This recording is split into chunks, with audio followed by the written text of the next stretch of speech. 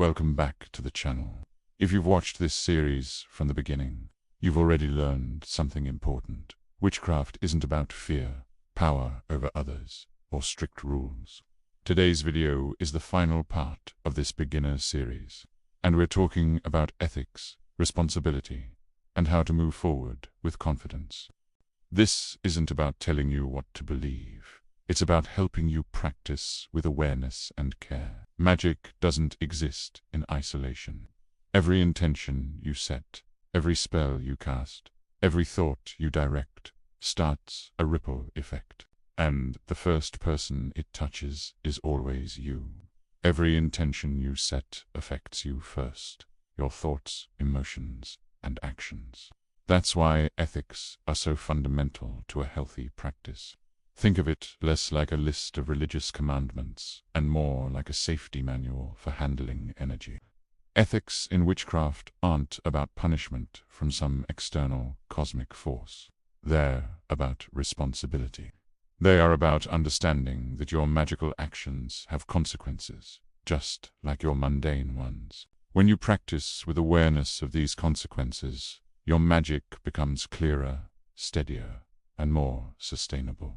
It's like the difference between driving a car recklessly and driving with skill and attention. One leads to chaos and potential harm, while the other gets you to your destination safely and efficiently. Ethical practice helps you avoid fear-based thinking, which can cloud your judgment and weaken your results. Instead, it builds a deep, unshakable trust in yourself and your ability to wield your own energy responsibly. You learn to rely on your own moral compass, which is the most powerful tool a witch can possess. This self-trust is the bedrock of powerful, intentional magic. You may have heard of the threefold law, sometimes called the Law of Three or the Rule of Three. It's a concept popularized within Wicca, suggesting that whatever energy you send out into the universe, positive or negative, returns to you 3 times over. It's a powerful idea and a strong motivator for ethical behavior. Some witches believe this strongly and live by it as a literal truth. They see it as a cosmic system of checks and balances. Others see it as more symbolic rather than literal. For them, it's not about a precise mathematical return, but a poetic way of saying that your actions have amplified consequences that will eventually come back to define your reality. And then there are many, many witches who don't follow this belief at all. Not all paths follow this belief, and that's okay. There are countless traditions and solitary practices that have different ethical frameworks, or simply rely on personal accountability without a named law. What matters is not which specific rule you follow, but that you think about impact and intention. The core of magical ethics is conscious choice. Before you begin any working, take a moment to ask yourself some guiding questions. A simple one is, would I be comfortable receiving this energy myself?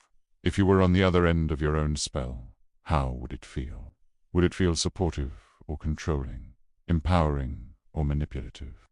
This simple act of empathy is often a more reliable guide than any ancient rulebook. One of the clearest and most universally agreed upon ethical principles in modern witchcraft is consent. Just as you wouldn't make major decisions for someone in their daily life without their permission, the same respect applies to their energetic and emotional well-being. Working magic on others without their knowledge or explicit permission can cross significant emotional and energetic boundaries.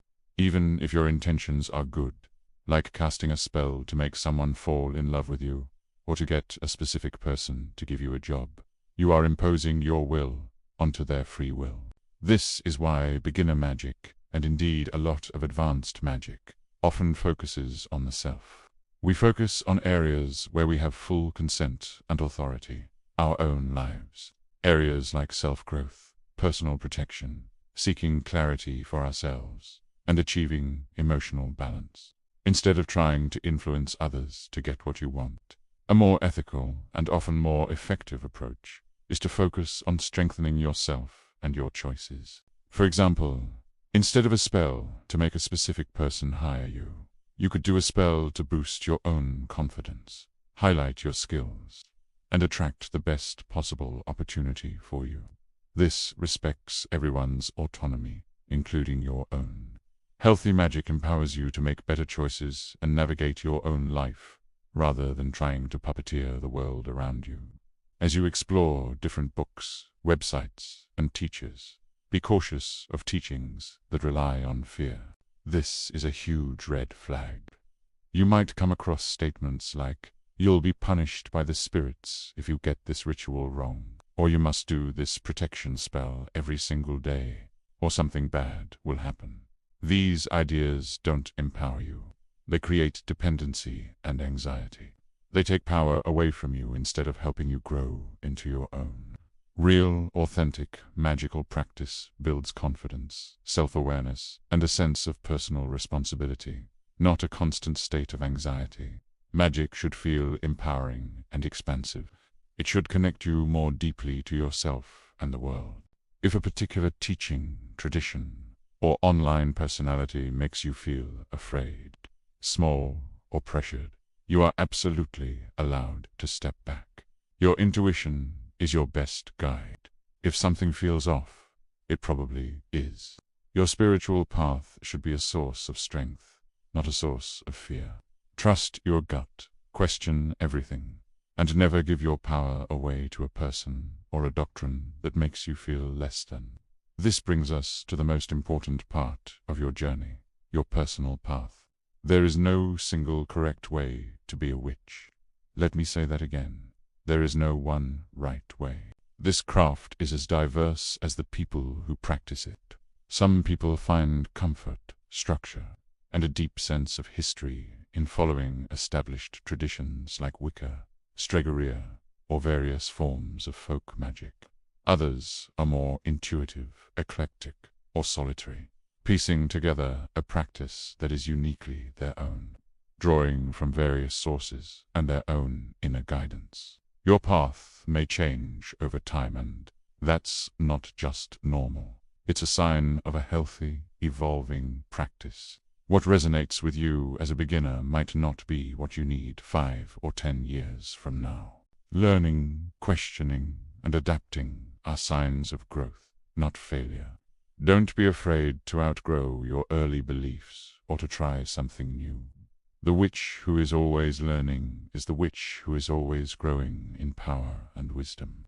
Trust develops through experience, through trying things out, reflecting on the results, and having patience with yourself.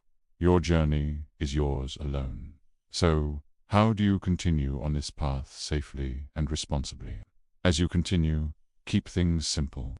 The most powerful magic doesn't always require the most elaborate tools or complicated rituals. Sometimes, a simple, focused intention is more effective than an hour-long ceremony you don't fully connect with. One of the best tools you can use is a journal. Write down your workings, your intentions, the ingredients you used, the feelings you had, and the results you observed. This creates a personal book of shadows that is invaluable for your growth.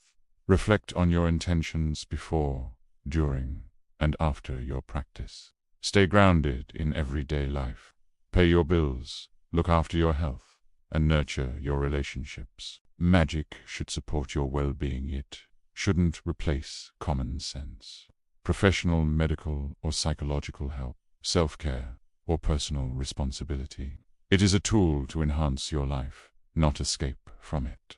If you ever feel overwhelmed by your practice, or if it starts causing you more stress than peace, it's okay to pause. Ground yourself. Go for a walk in nature. Cook a comforting meal. Spend time with loved ones. You can always return to your practice when it feels steady and right again. There is no deadline, and no one is grading you. Witchcraft is not about perfection. You will make mistakes. You will have spells that fizzle out. You will have moments of doubt. That's all part of the process.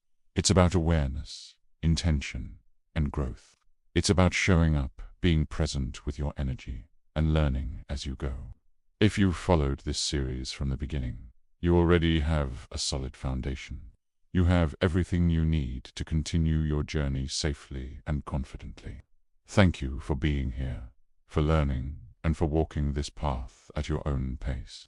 I hope this series has been a helpful starting point for you. Your journey is just beginning, and it's a beautiful one.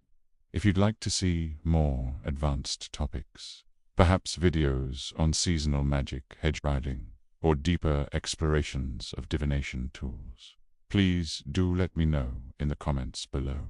Your feedback helps me create content that truly serves you. Until then, trust yourself, stay grounded, and honor your journey. Blessed be.